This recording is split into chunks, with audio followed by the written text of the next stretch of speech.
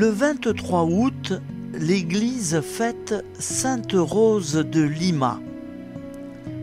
Isabelle de Flores est née le 20 avril 1586 à Lima, au Pérou, d'une pauvre famille espagnole, dont elle était la 10e enfant. Elle sera la première sainte canonisée du Nouveau Monde en 1671. Après son baptême, sa mère se pencha sur son berceau et crut voir une rose.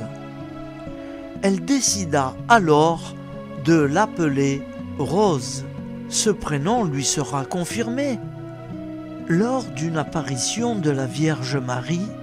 À l'âge de 4 ans, elle sut lire sans jamais avoir appris, et dès qu'elle le put, elle se nourrit des récits de la vie de Sainte Catherine de Sienne, qui devient un modèle spirituel. À l'âge de 20 ans, en 1606, elle prend l'habit des tertiaires dominicaines. Toutefois, comme il n'y avait pas de couvent dans la ville où elle habitait, elle se fait une cabane dressée dans le jardin de ses parents. Elle en fait son ermitage. Elle consacre son temps à la prière, la pénitence et au service auprès des Indiens, des infirmes, des vieillards et des enfants abandonnés de Lima. Recevant des grâces mystiques, elle sera interrogée par des inquisiteurs qui seront étonnés de la profondeur spirituelle de ses réponses.